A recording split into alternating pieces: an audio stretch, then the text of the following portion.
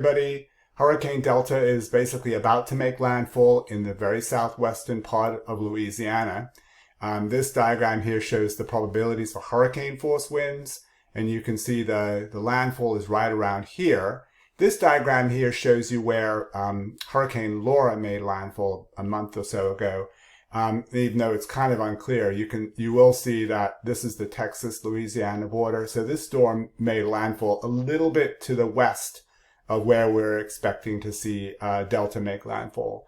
Nevertheless, this area has experienced two major storms in the last month.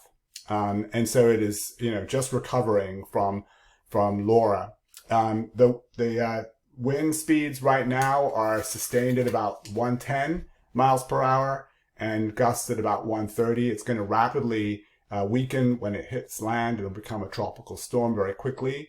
And as I said yesterday, the predicted storm surge 7 to 11 feet in the northeast quadrant, the top right quadrant of the storm, which is very significant. And like I said yesterday, this is not a heavily populated area, but still there's been evacuations in this region.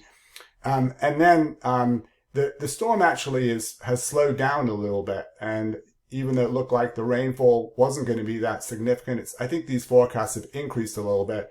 And you'll also see, as this storm moves towards the north east, you'll see a band of heavy rain here in the Smokies, in North Carolina, South Carolina, and Georgia. And this is because of the elevation effect. So this is where the warm air rises and rains out over the mountains. So you'll see some significant rainfall, 4 to 6 inches in places like Asheville, North Carolina.